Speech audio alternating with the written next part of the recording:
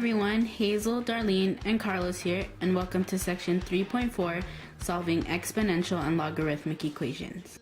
So let's get straight into the procedures. We will study procedures for solving equations involving exponential and logarithmic equations. The first is based on the one-to-one properties, and the second is based on the inverse properties. For a is greater than 0 and a does not equal 1. The following properties are true for all x and y for which log base a of x and log base a of y are defined. Before we continue, let's go over vocabulary. The first one is, to blank an equation in x means to find all values of x for which the equation is true. And the answer for this is, to solve an equation in x means to find all values of x for which the equation is true. Now let's go over the second one. Blank properties. A of x equals a of y only if blank. Log base a of x equals log base a of y only if blank. And this refers to one-to-one properties, and a of x equals a of y only if x equals y, and log base a of x equals log base a of y only if x equals y. And now let's go over the third one.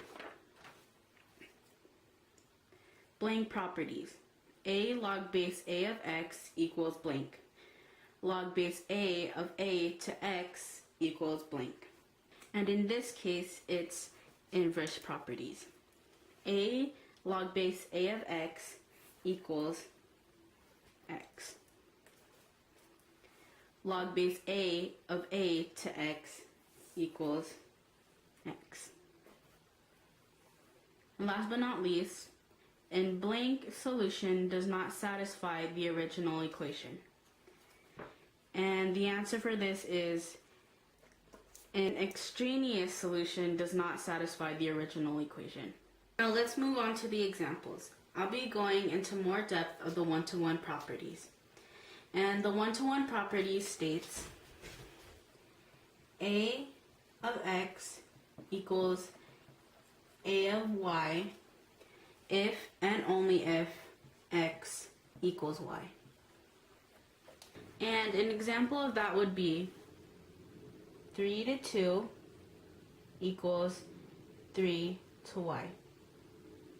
And easily you can tell what y has to be for it to equal out each other.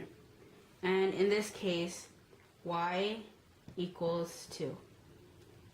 And the other one-to-one property states log base a of x equals log base a of y if and only if x equals y.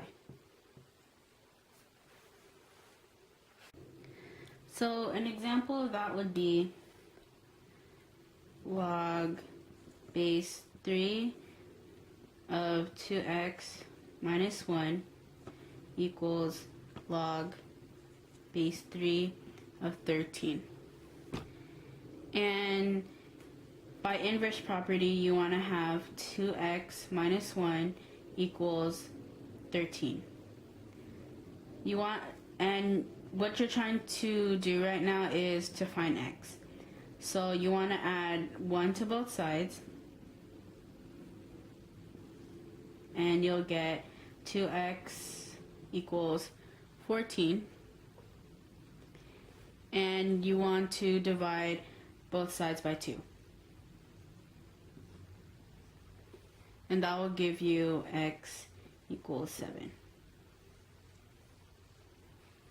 Other skills that I needed to solve exponential equations is how to go back and forth from an exponential to its logarithmic form.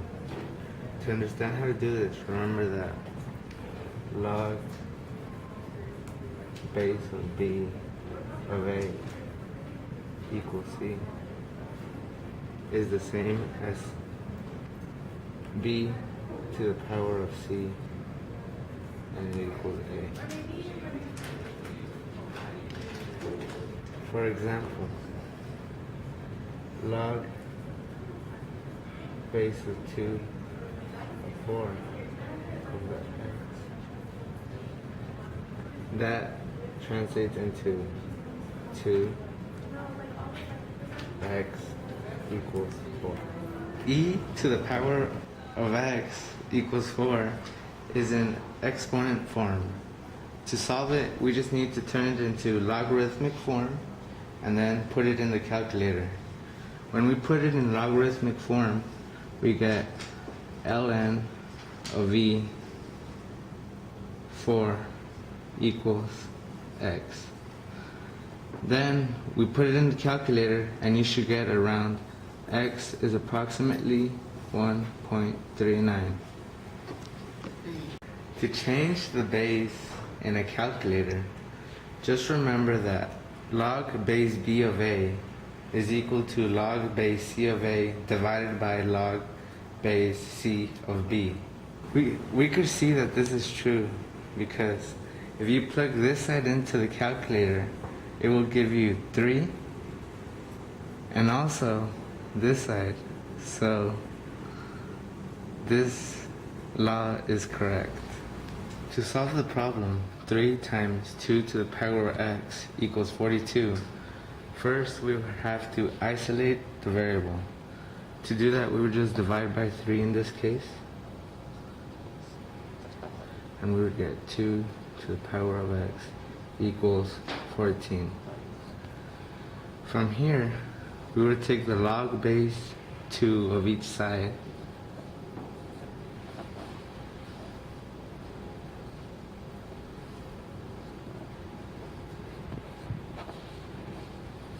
and then use the inverse property, and this would cancel out, and we would be left with x equals log 2 of 14. From here, we would use the change of base formula, and it would be log 10 14 divided by log 10 by 2, and that would give us approximately 3.81. We're going to try solving an algebraic solution. The first step is to write the equation. The equation is e to 2x minus 3ex plus 2 equals 0. The first step is, the second step is to write it in quadratic form. So it would be ex power 2 minus 3ex plus 2 equals 0. After that, we would have to factor, which would give us ex minus 2 times ex minus 1 equals 0. We would have to set each factor to 0. So ex minus 2 equals 0 and ex minus 1 equals 0. We'd have to solve for each one, so we'd add 2. So ex would equal 2. We'd add 1, so ex would equal 1. And then we would have to put it into a natural log, so it would be x equals the ln of 2. This is a solution, and this one we would have to use the inverse property. So x equals the ln of 1, so x would equal 0. So right now, I'll be showing you an example of solving a logarithmic equation. The first step is to write the original equation, and I have it written down right here. And the second step is to divide each side by 2.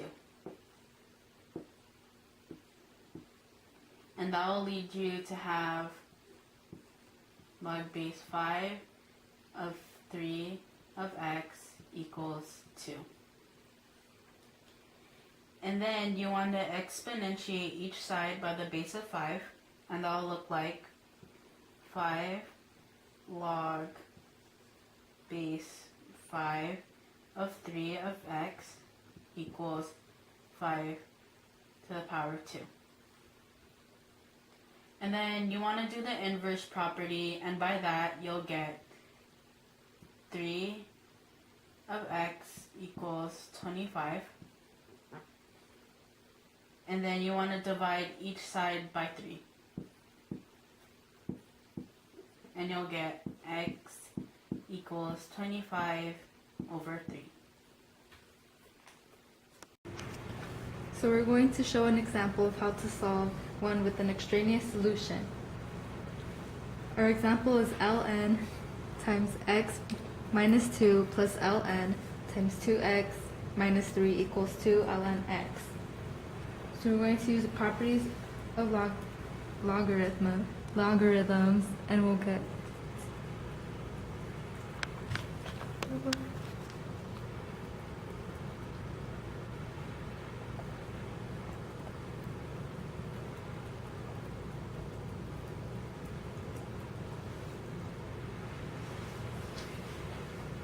then we're going to multiply the binomials.